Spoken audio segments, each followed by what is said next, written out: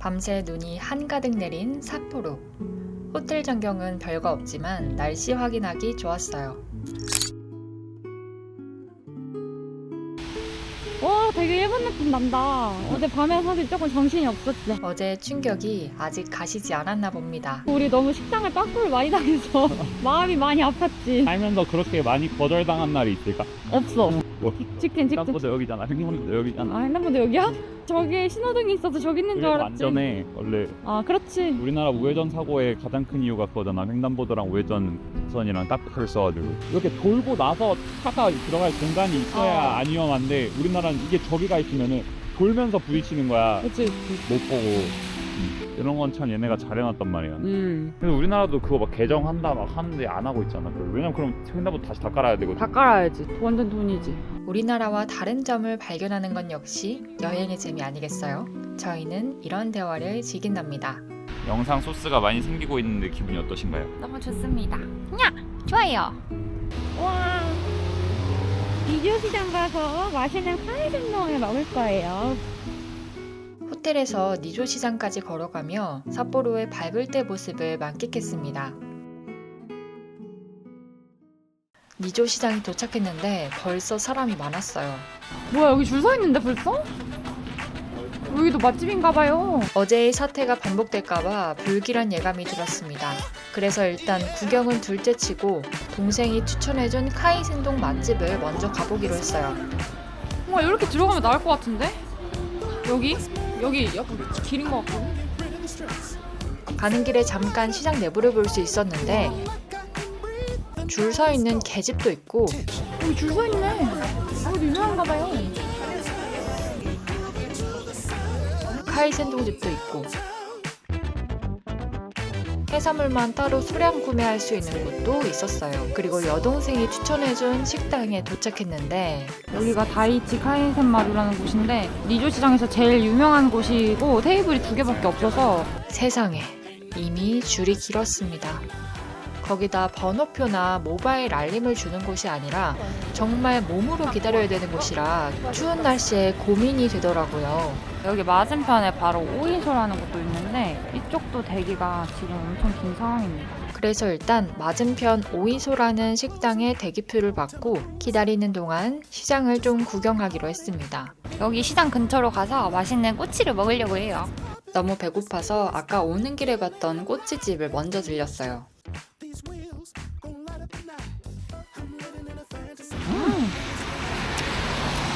근데 너무 비싸. 6,000원이잖아.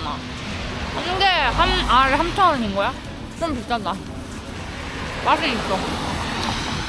회전율이 장난 아니겠는데? 먹고 바로 가잖아. 달라요. 그리고 본격적으로 시장을 둘러봤는데 그 중에서도 털개, 우니, 킹크랩 등 각종 해산물이 특히 눈길을 끌었습니다. 와, 이건 실물이야. 와. 이게 털개야? 여기서 사가지고 노량진처럼 쪄달라고 하면 안에서 먹는 건가? 그런 거 같기도 한데. はい、マグロとホタテ。 그러다 또 다른 카이센동집을 봤는데 여기도 괜찮아 보여서 좀 고민이 되더라고요. 오이소보다 구글 평점도 높고 베스트 메뉴 구성도 합리적이라 저희는 결국 여기 돈베이에서 먹기로 했습니다. 여기는 웨이팅 리스트에 이름을 쓰고 대기하다가 점원분이 부르면 주문을 먼저 하고 기다리는 시스템이었어요. 2名でお待ちの、はい、ユウ様いらっしゃいますでしょうか。はい。So you are next. Wait 10 minutes. May I ask you please your order first? Ah, okay, okay. Order first. Number 1, 2. Oh, 1, 2. Yes, thank you. 저희는 한 30분 정도 기다렸습니다. 한겨울 삿포로 가시는 분들은 어디에서나 웨이팅을 해야 하니 꼭 핫팩 챙겨 가시기 바랍니다. 매장은 한 20-30명 앉을 수 있는 규모의 아담한 분위기라 식사하기 괜찮았어요. 주문을 미리 해서 식사도 빨리 나왔습니다.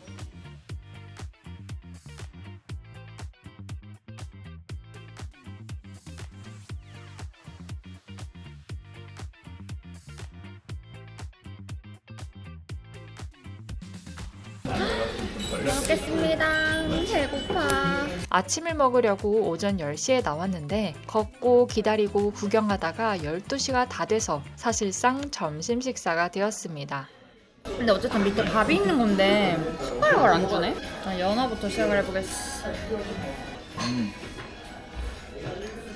카이센동은 아래 깔린 밥이 너무 많아서 밥을 좀 남겼고요. 밥에 간이 좀 덜 된 느낌이라 그게 좀 아쉬웠어요. 해산물은 신선하고 맛있었지만 기대한 바에 비하면 평범한 정도라 1시간 기다릴 정도는 아니고요. 한 2-30분 웨이팅은 추천합니다. 밥을 먹었으니 후식도 먹어줘야겠죠. 아까 시장 구경하며 봤던 과일 가게에 들러 삿포로의 명물 중 하나인 유바리 멜론 한 줄을 사 먹었습니다. 와, 500엔짜리 멜론. 비싸. 비싸. 엄청 달아.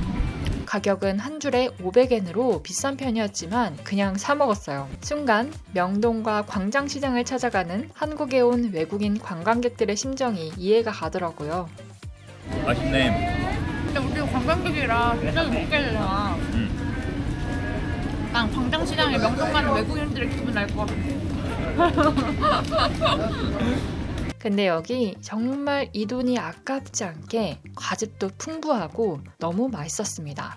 그리고 정말 놀랍게도 나중에 백화점에서 유바리 멜론 가격을 보니 이게 비싼 게 아니더라고요. 유바리 멜론이 원래 좀 비싸긴 한데 백화점에서 한 통에 4,000엔 정도 해서 사실상 저희가 정가에 먹은 거나 다름이 없었다는 게 좀 충격이었습니다. 너무 배불러서 소화도 시킬 겸 삿포로 TV타워 전망대까지 걸어갔는데 갑자기 눈이 내리기 시작했어요. 큰일 났어, 지금. 짱 많이 왔네. 오빠가 원하는 대로 될 것 같은데. 오겐키 데스까? 일단 눈을 피해 매표소와 기념품 샵이 있는 3층으로 갔는데 정말 다양한 기념품이 있더라고요. TV타워 3층에는 이렇게 기프트샵과 화장실이 깨끗한 화장실이 있고요. 간단한 시내 전망을 볼 수 있어요. 특히 뱁새와 닮은 흰머리 오목누니 기념품이 많았어요. 흰머리 오목누니는 일본어로 시마에 나가, 이새가 삿포로의 마스코트라고 합니다. 귀여워. 애기 양말이다. 애기 양말. 간식류도 많았어요. 이거 뭔가 많이 봤는데 어디서? 많이 사 먹더라. 멜론 소프트 캔디. 캔디 느낌. 어. 젤리. 이거 아까 거기서 봤어. 멜론 포키. 이거 사갈 만하다.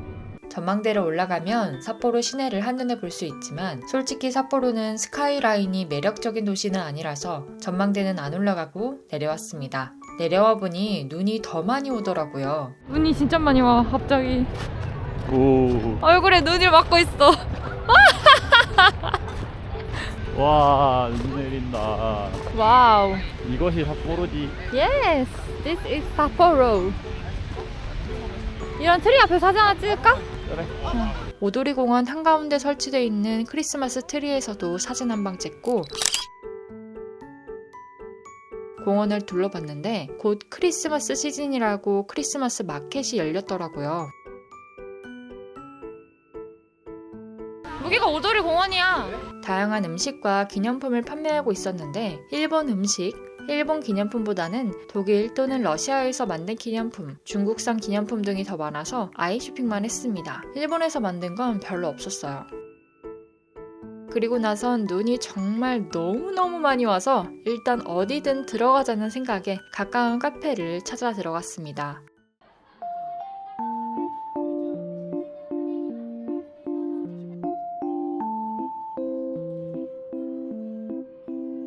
And wine ice americano. Ice americano. Hot cafe latte. Hot cafe latte. Yes, yes.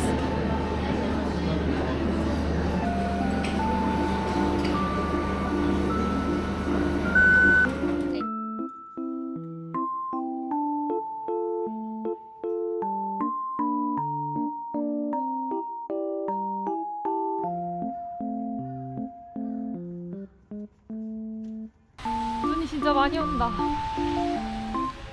머리에 실시간으로 쌓이고 있어. 다음 목적지는 삿포로 맥주박물관. 박물관 가는 버스를 타는데 여기는 앞으로 내려야 나봐. 타는 게 뒤고. 오, 신기하다. 버스 내리는 분도 반대라 신기했어요. 추운 데서 기다리다 따뜻한 버스에 타니 졸음이 쏟아지더라고요. 눈 좀 붙이고 일어나니 어느새 도착했습니다. 드디어 비어 팩토리 도착. 눈이 너무 많이 와서 진짜 이국적이다. 그러니까 어제 어때? 도시만 해도 도시네 좀 다른 도시네 이런 느낌이었어. 여긴 진짜 삿포로야.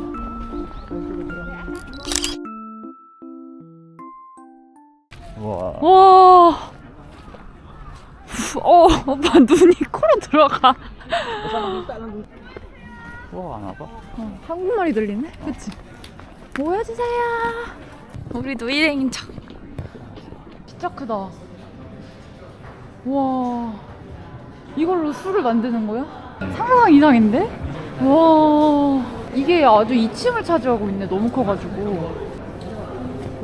여기 이렇게 하면 한국어로 볼 수 있대. PDF 파일이야? 응. 실물로 된 한국어 설명도 있었어요. 삿포로 맥주 박물관에서는 삿포로 맥주의 역사를 한눈에 볼 수 있어 좋았습니다.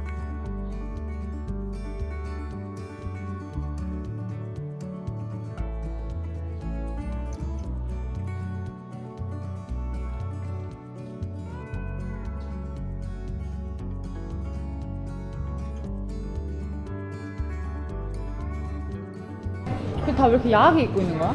이거. 여기 중성적으로 입고 있어. 이거 갑자기 왜 여기서 야해졌지? 1940년대.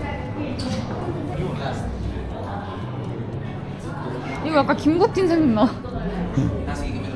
관람을 마치고 1층에 종류별 삿포로 맥주를 시음할 수 있는 곳에 갔는데 여기도 줄이 한 30분 기다렸다가 겨우 주문했습니다. 보통 1인 1플래터로 주문하는데 저희는 제가 맥주를 많이 못 마셔서 플래터 1개, 쿠로라벨 1잔, 치즈를 주문했어요.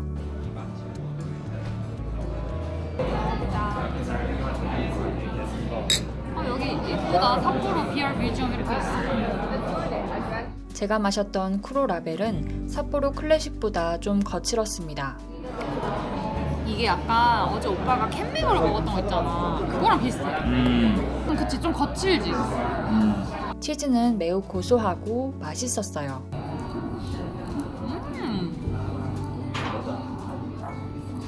맛있다. 블랙라벨은 좀 거칠고 부드럽고 이건 아직 안 먹어봐서 몰라. 이것은 과연 거칠까 부드러울까? 마지막으로 카이타쿠시 맥주를 좀 나눠 마셨는데 어떠십니까? 남자친구는 좀 맹맹하다고 느꼈고 맹맹한 느낌이 있는데. 맹맹해? 저는 좀 쓰게 느껴졌어요. 좀 더 쓴데? 이러나 저러나 삿포로 클래식이 짱입니다. 클래식이 제일 잘 나가는 이유가 있는 것 같아. 그리고 어김없이 기프트샵을 구경했는데 대중적인 상품도 많았지만 여기에서만 파는 것들도 좀 있어서 잘 보시고 마음에 드는 게 있으면 여기에서 꼭 구매하는 걸 추천해요. 이게 1,200원. 이건 약간 마시기보다는 기념품이지.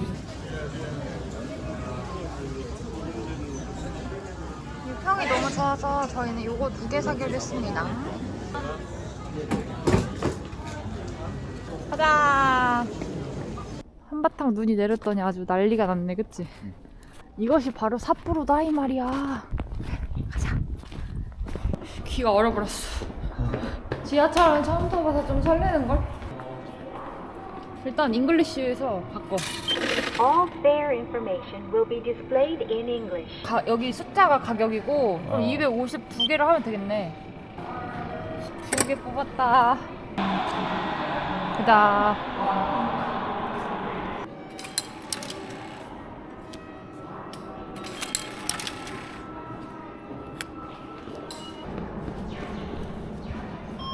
이거잖아.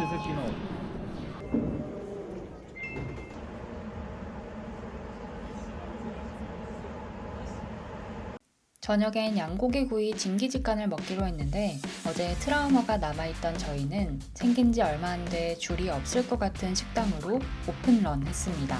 엘리베이터가 해당 층에 있어서 좀 쫄렸는데요. 다행히 저희가 첫 번째 손님이었습니다. 첫 번째 손님.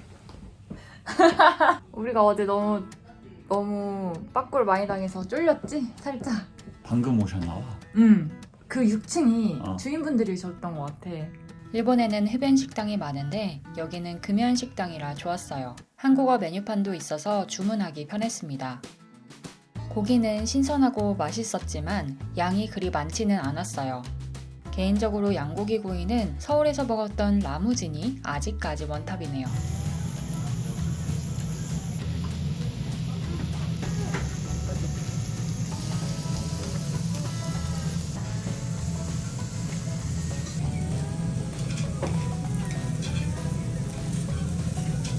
저희는 추가 주문까지 포함해 양고기 4인분을 먹으니 배가 불렀습니다.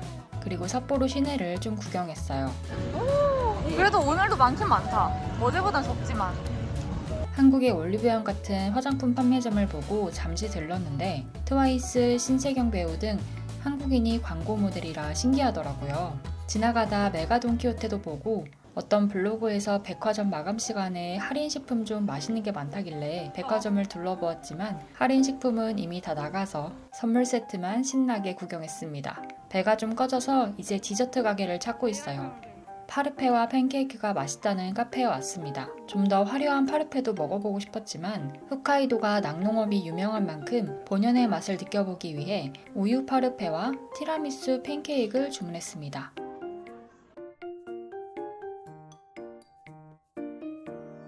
좋은 재료를 쓴다는 자부심이 느껴졌어요.